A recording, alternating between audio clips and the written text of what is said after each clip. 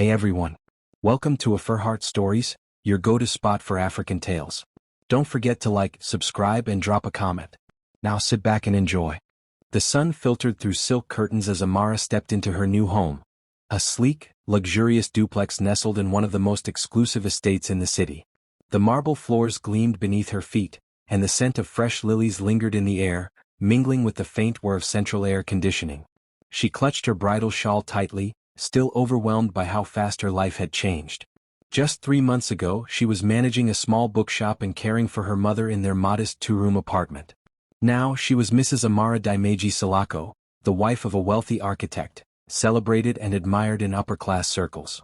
Dimeji wrapped his arm around her waist as they stepped into the grand living room. "Do you like it?" he asked, a proud smile forming on his lips. Amara nodded. "It's beautiful. Almost too beautiful." "You deserve beautiful things," he replied, pressing a kiss to her temple. "But we also need peace. No drama. No stress." That sentence hung in the air. Amara's thoughts wandered immediately to Mama, her ever-loving, loud-talking, no-filter mother who raised her single-handedly, hawked bread to pay school fees, and still insisted on boiling yam with smoke-stained firewood because gas doesn't bless food with soul. "I know you love your mom," Dimeji continued, noticing her pause. "But you saw how she behaved at the wedding. She almost caused a scene when the caterers served jollof without goat meat. It was embarrassing." Amara bit her lip. She just didn't understand the menu. "Exactly. And I'm not blaming her.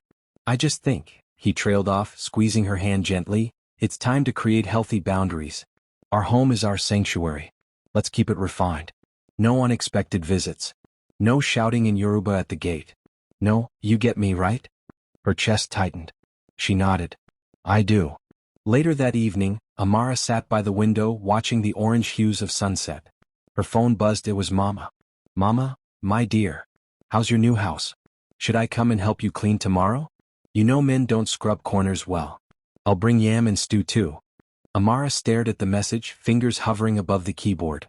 Dimeji walked in behind her, towel around his neck, fresh from a workout. "Is that her?" he asked casually. She slowly nodded. "You can answer her. Just remember what we talked about." Amara forced a smile, typed a quick message. "No need, Mama. Everything's sorted. Rest well." And hit send. A week passed. On a breezy Sunday afternoon, just as Amara was setting the table for two, the doorbell rang. Surprised, she peeked through the window and gasped. It was Mama. With a sun hat slightly askew and a raffia basket in hand, Mama beamed with joy. "Surprise?" she said, holding up the basket. "I brought bunga soup. And that sweet bread you like." Before Amara could respond, Dimeji appeared. His expression fell. "Mama," he said, strained but respectful. "It's unexpected." "Yes, oh." Mama replied cheerfully. "I couldn't sit at home knowing my only daughter is in a new house. I said let me come and bless it." Amara stood frozen. Her heart raced as she watched Dimeji's tight smile and Mama's oblivious joy. "Come in," Amara muttered, stepping aside. Mama didn't notice the tension. She gushed about the tiled floors, blessed each corner with small prayers, and opened the basket on the kitchen counter, filling the air with nostalgic aromas. But the joy didn't last. That evening, once Mama left, silence blanketed the living room. Dimeji leaned against the wall, arms crossed. "I thought we agreed. She didn't mean any harm." "That's not the point, Amara," he cut in. "This isn't a village compound. You can't just let people drop in, especially not her." Her eyes narrowed slightly. "Her? She's my mother." "I know. And I respect that. But this is our life now. If you want to be taken seriously in my world, you need to stop clinging to the past." The words stung like slaps. Amara looked away. She didn't even sit down for long. "It's not about how long she stayed. It's the principle. Boundaries, Amara. Boundaries." She nodded, swallowing the lump in her throat. "Okay. I'll talk to her." That night, long after Dimeji had fallen asleep, Amara stepped out onto the balcony and called Mama.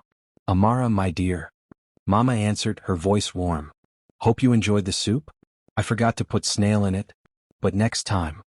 "Mama," Amara interrupted, her voice trembling, "please don't come over unannounced anymore." There was a pause. "Did something happen?" "It's just, this is my husband's home. We need space. Structure. It's not like before." Silence. "I understand," Mama said softly. You are a wife now. You must obey. I'm sorry, my child. I won't come again unless you ask me. Tears streamed down Amara's cheeks as she clutched the phone. I love you, Mama. I love you more. Don't worry. I'll be fine. I raised you strong, remember? After the call ended, Amara stood in the cold wind for a long time, hugging herself. Inside, her marriage felt secure. But something in her soul felt lost. Something small, yet deeply sacred. It had been 2 weeks since Amara's emotional phone call with Mama. The silence between them grew like a wall.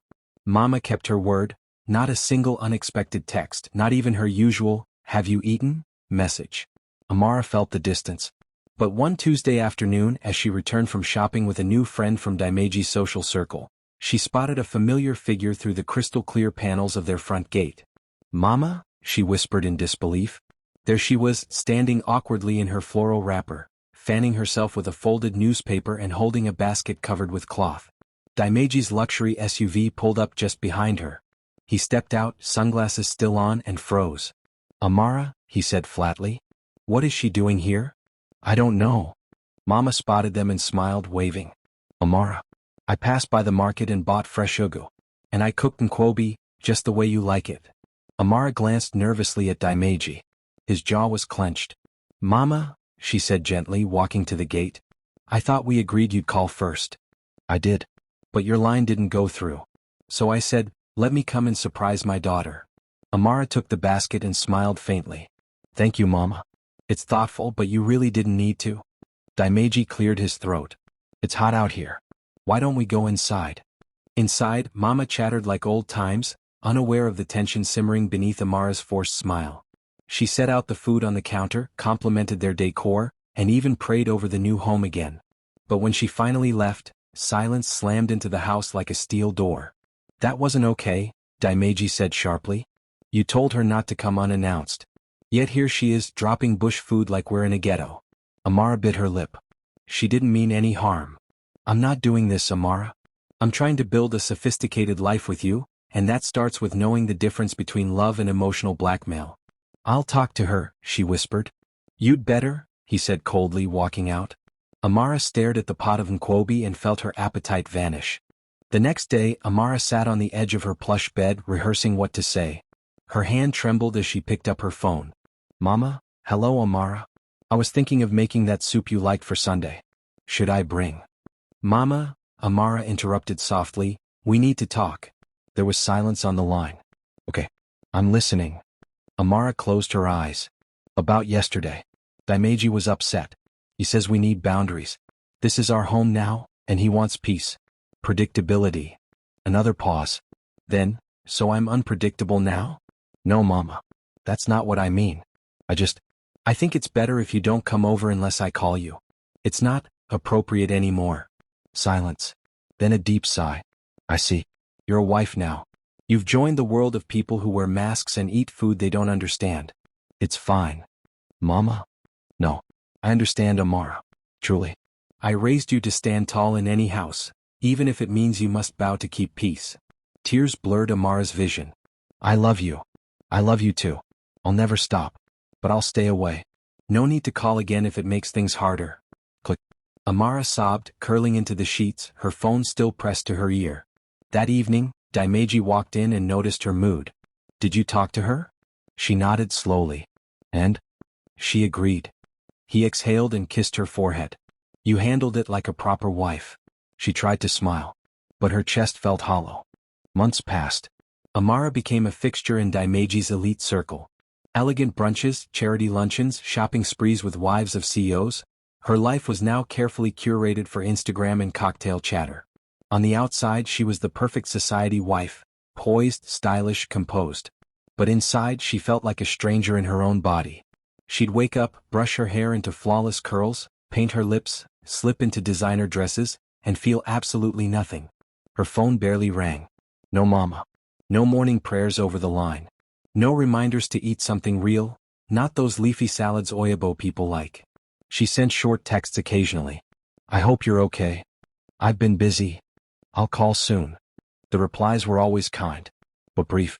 One night, as she scrolled through old photos, Amara found a picture of her and Mama. both sweaty from pounding yam together, faces shining with laughter. She stared at it for a long time. Daimeji entered the room and raised an eyebrow. "What's that?" "Nothing," she said quickly, locking her phone. "You're always distant these days," he said. "Are you not happy?" "I'm adjusting." "Well, adjust faster. People are watching. And you're representing my name now." Amara smiled weakly. "I understand."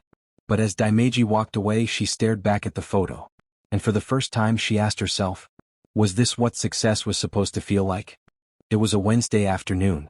Amara was finalizing arrangements for a gala when her phone buzzed with a call from an unfamiliar number. "Hello? Is this Amara Salako?" "Yes. I'm Mrs. Njij. I live opposite your mother's flat. She collapsed outside this morning." Amara felt the world spin. "What? Where is she now?" "She's at Gracefield Clinic. You should come." Without thinking, she grabbed her keys and bolted out. At the clinic, Amara found Mama lying on a narrow hospital bed. Her frame looked frail. Her skin, once a rich glowing brown, now seemed dull and stretched too tightly over her bones. "Mama," she cried, rushing to her side. Mama opened her eyes slowly. "Amara? I'm here. I'm here, Mama." Mama smiled weakly. "It's nothing. Just stress and small ulcer. I didn't want to worry you." Tears streamed down Amara's face. "Why didn't you tell me things were this bad?" "I didn't want to be a burden." "Don't say that." Mama touched her cheek. "You chose your path. I didn't want to stand in your way." Back home, Amara explained what happened. Daimeji barely reacted. "She's not your responsibility anymore," he said casually, sipping wine. Amara stared at him. "She's my mother." "Yes, and I'm your husband. You can't serve two masters." "I'm not serving, I'm trying to help someone who raised me." He frowned. "We made a choice, Amara. You chose peace, remember? Don't let guilt ruin everything." Amara walked to the bedroom, shut the door behind her, and wept. She felt like a woman caught between two worlds, one paved with gold and silence, and the other, raw, painful, and full of love. Amara stood over the stove, absent-mindedly stirring a pot of rice. Her mind wasn't in the kitchen, it was still at the clinic with Mama. She couldn't shake the image of her mother's frail arms and sunken eyes, lying on that hospital bed like she had no reason left to live. She turned off the stove and walked into the living room where Daimeji sat, eyes on his iPad. "I want Mama to come stay here," she said, voice low but steady. Daimeji didn't look up. "Excuse me? She's not well. She can't take care of herself in that place. She collapsed." Daimeji. "Alone." He dropped the iPad on the coffee table and stood up, annoyed.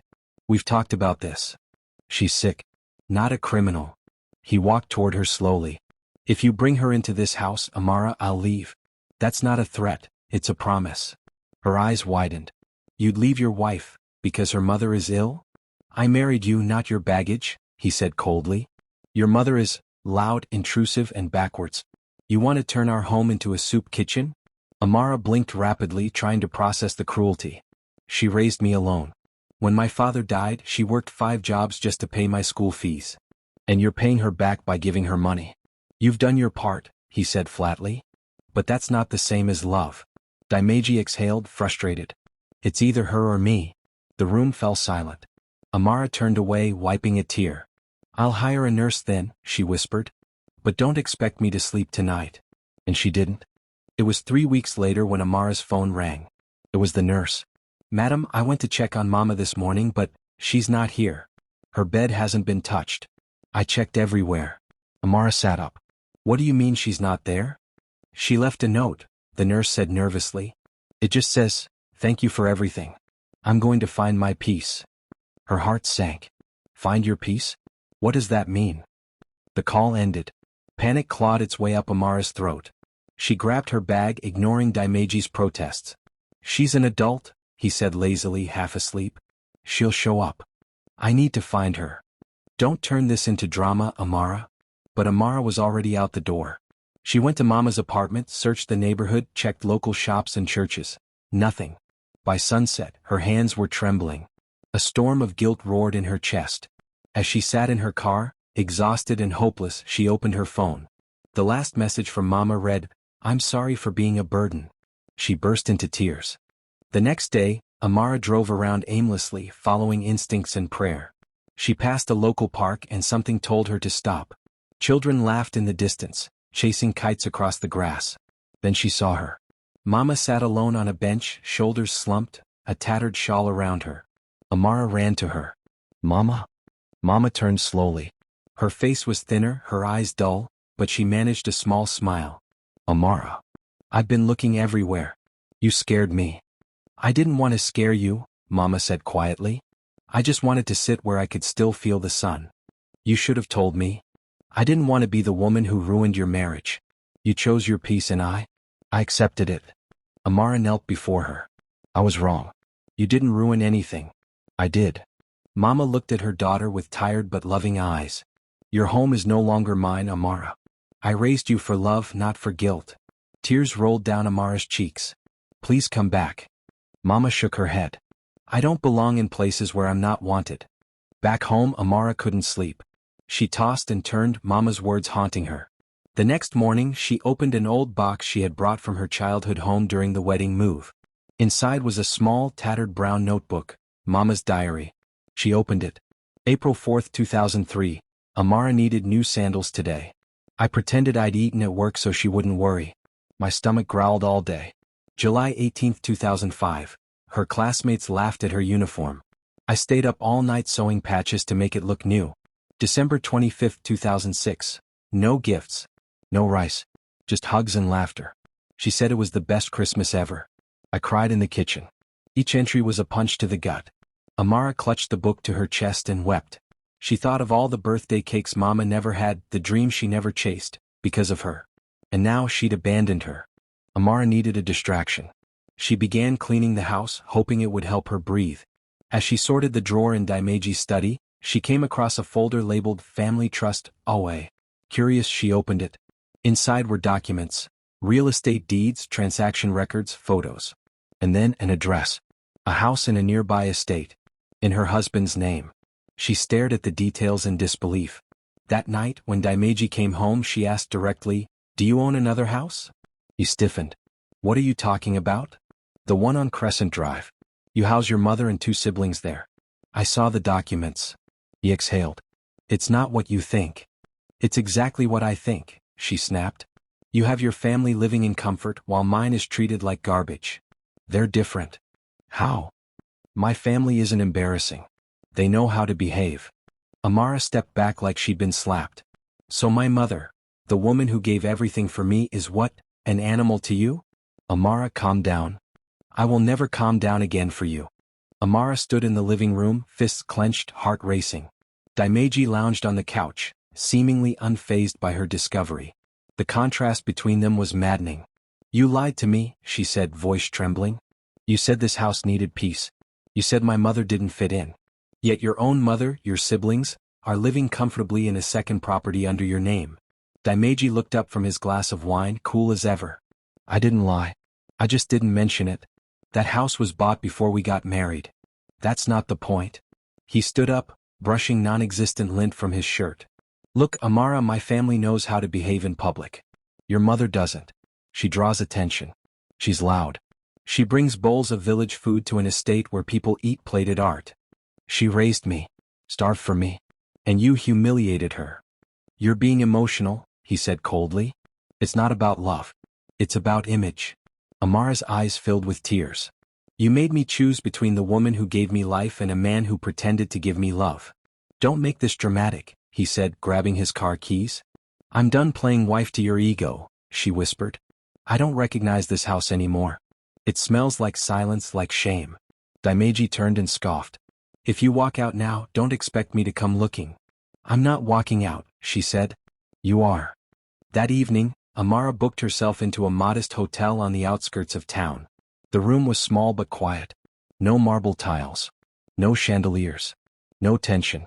She dropped her bag and collapsed on the bed, exhaling deeply for the first time in months. Tears followed, not loud sobs, just silent streams of regret. She reached for her phone. Dozens of missed calls from Daimeji, but none from Mama. She dialed the nurse. "Have you seen Mama?"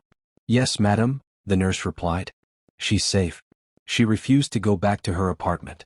"She's been staying at a shelter downtown." "A shelter?" Amara gasped. "Yes." She said she needed peace of mind. The line went quiet. The next day, Amara visited the shelter. A small building with peeling paint and a broken signboard. Inside, she found Mama sitting cross-legged on a worn mat, teaching two children how to braid rope. Mama? Mama looked up slowly. Amara. I'm sorry, Amara said, kneeling beside her. For everything. For choosing him over you. For pushing you away. I was blind. Mama touched her cheek gently. You were just trying to be loved. You thought sacrificing me would make you worthy of someone else's approval. I don't want his approval anymore, she whispered. I want my mother back. Mama smiled sadly. I never left. You just stopped looking. Amara couldn't stop crying as they walked out of the shelter together, her arm tightly around Mama's frail shoulders.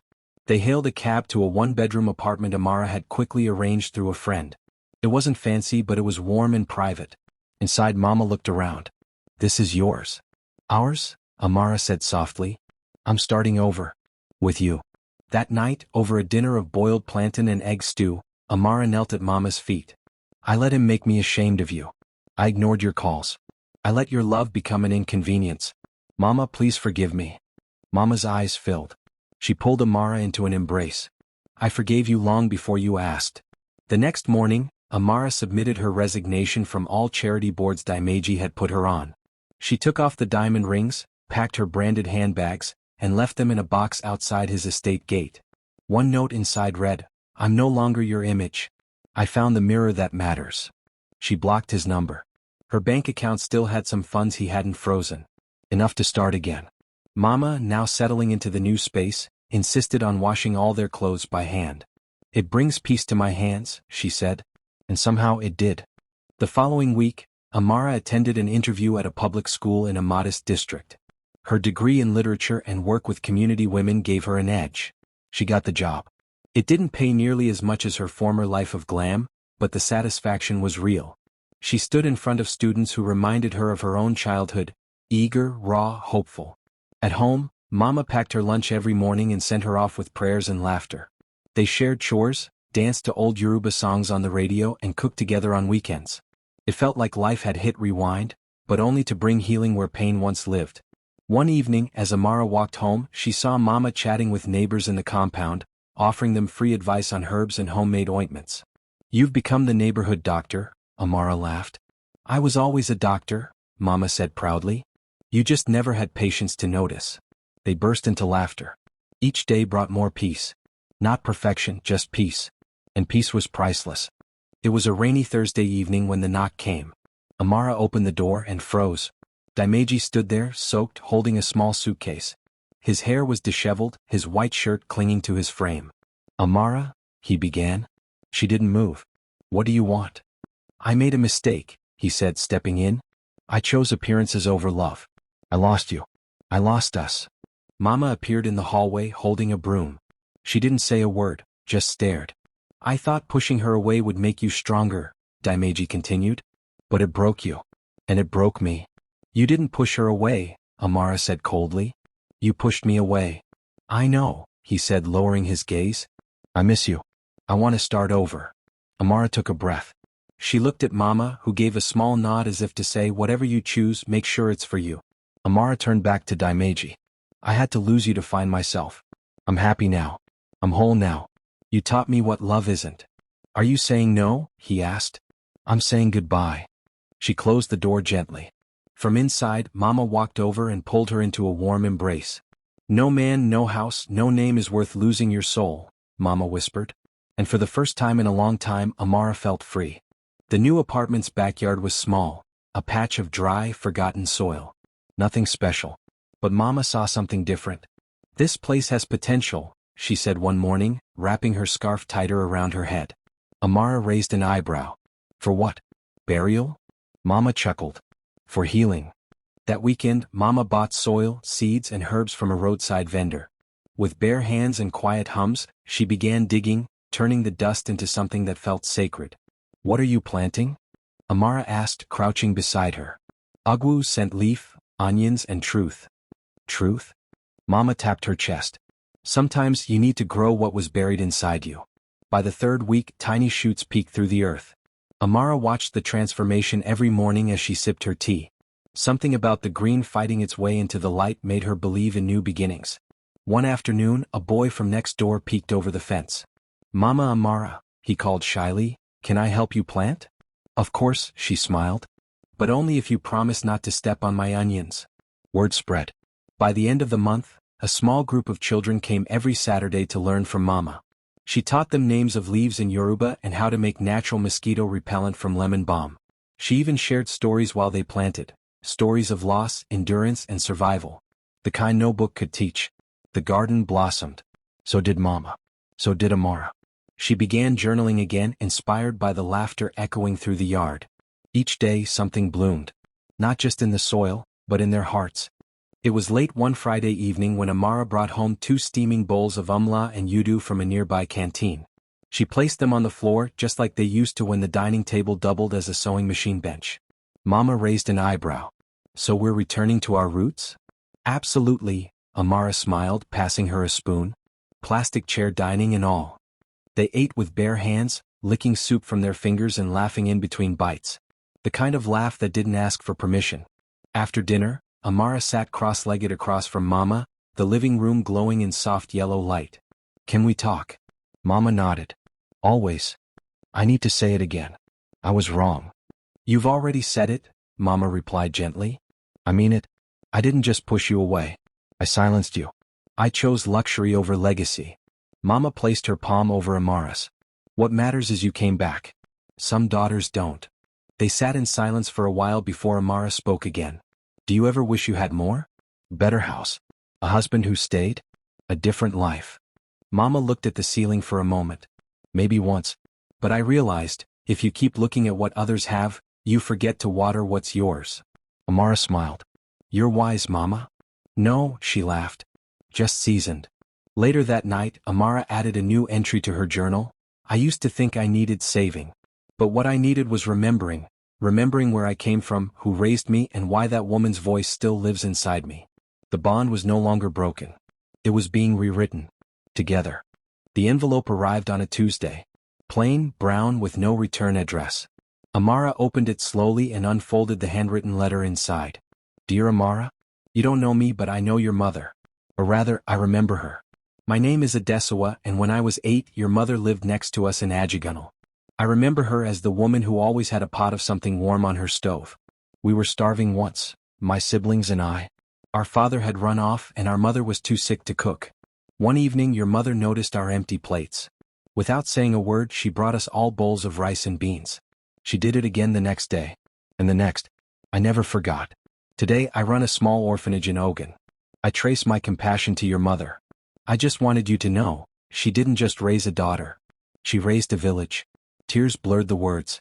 Amara clutched the letter to her chest and walked out to the backyard where Mama was tending to her lemongrass. "Mama," she said, voice shaking, "someone wrote about you." "Oh? Was it the landlord again?" she chuckled. "No. Someone you fed as a child. Her name is Adesawa. She said you saved her family." Mama paused. "Adesawa? Little girl with the big forehead? Always fighting her brothers?" Amara nodded, tears spilling. "You saved people and never said a word." "I didn't do it for praise," Mama said. "I did it because I knew what it felt like to be forgotten." That night, Amara shared the letter online, on her barely used blog, and titled the post, "The Woman Behind My Strength." It went viral in 2 days. And Mama? She just smiled and went back to her garden. The post drew attention like wildfire. Thousands of comments poured in from women across Nigeria and beyond. "I cried reading this. Thank you for sharing this story. I needed it today. Your mother reminds me of mine. I lost her last year and didn't get to say thank you. Please keep writing." Amara sat in disbelief as her page views climbed by the hour. Mama simply shook her head. "People are too kind. I just boiled rice." "You changed lives," Amara insisted. Emails began flooding in from women's groups, schools, even local radio stations. They wanted Amara to speak, share more, guide others. At first she hesitated. Then Mama said something that echoed louder than any applause. "When your pain becomes a bridge, you must let others cross it." Amara accepted her first invitation to speak at a local women's shelter. Nervous, she stood before 30 women seated in plastic chairs, all eyes fixed on her. "I used to think strength was silence," she began. "I thought love meant sacrificing yourself even if it broke you. But then I remembered the woman who raised me, who had nothing and still gave everything. The room fell silent. Tears flowed. Applause followed. From there it spiraled, in a good way. More invites. More platforms. Women messaging her, thanking her for being raw, honest, and brave. She renamed her blog Daughter's Wake Up Call, and began uploading weekly reflections on family, healing, and reclaiming one's voice. At night, she'd sit in the garden beside Mama, sipping warm pap and listening to crickets. "I never imagined this life," she told her one evening. "I always did," Mama replied, smiling. "But you needed to lose the wrong things to find the right ones." The community center buzzed with soft music, colorful drapes, and the smell of local dishes wafting from the makeshift buffet table. Rows of plastic chairs were neatly arranged, and a small banner at the front read, "Community Healing and Family Advocacy Day." Amara stood backstage adjusting the neckline of her simple Ankara dress. She had spoken at women's conferences, shelters, and even on live TV, but today was different. Today was home. She glanced into the mirror. Her eyes, once tired, dulled by guilt, now gleamed with quiet power. Her posture straight, voice rehearsed, heart racing. Mama was seated in the second row, in a green lace blouse and gelly that Amara insisted on buying. The older woman looked radiant. Proud. Still, Mama tapped her foot nervously, whispering Yoruba prayers under her breath. When Amara was introduced, she stepped onto the stage to a wave of applause. But the moment her eyes met her mother's, the world faded. It was just them. The two women who had once lost each other, now found in full. "Good afternoon," she began, clutching the microphone. "I want to share a story. It's not about statistics or policies. It's about a choice, a very painful one, that changed everything." The room fell silent. "Years ago, I married a man who promised me peace. To keep that peace, I was told to silence parts of myself, especially the part connected to my mother. I obeyed. I shut the door on the woman who raised me, fed me, carried me. I told myself it was love. But it was fear wearing a tuxedo." Gasps rippled quietly through the room. "My mother wasn't perfect. She was loud, sometimes messy, always honest. But everything I am, my voice, my fire, my strength, came from her. And I almost lost her, because I wanted to be someone else's version of worthy." Amara paused, letting the weight of her words settle. "I'm here today not because I figured everything out. I'm here because I remembered who I was. And I remembered who she is." She turned slightly toward Mama, her voice trembling. "I banished my mother once. But today I honor her for life." The audience stood. One by one. First a few women. Then men. Then the children from Mama's Garden Club who clapped with oversized smiles. A standing ovation, not for Amara's speech but for Mama. Mama sat still at first, stunned. Then Amara gestured gently and Mama rose. She walked onto the stage slowly, her hand gripping her daughter's. Her eyes welled up but she smiled proudly. Amara handed her the mic. Mama blinked at the crowd then chuckled. "I'm not good with microphones. Or English that is too big. But I'll say this, when a mother gives you her back, don't trade it for someone else's shadow." The room broke into applause again. Louder this time. As they left the stage, a journalist approached Amara. "We'd love to publish your story. A full feature. Can we book a proper interview?" Amara smiled. "Sure. But include her name. It's not just my story." Back home that evening they sat under the guava tree beside the garden. The stars were out and the night air was warm. "Mama," Amara said, sipping her zobo, "what did that feel like? Everyone standing for you?" Mama laughed full and deep. "Like justice. Late but sweet." Amara leaned her head on Mama's shoulder. "I used to want people to clap for me," she whispered. "But now I just want them to know you." Mama held her tighter. "They will. Because you carry me. Everywhere you go." The garden swayed gently in the wind. The scent of basil and onion filled the air. And in that small backyard, under that dark African sky, two women sat, bound by blood, broken once, now mended by truth. Not in a mansion. Not at a gala. But in the place where love returned, where honor replaced shame, and where peace finally made itself at home. Liked it? Thumbs up, subscribe, and join the AfriHeart fam. Your support fuels our stories. Until next time.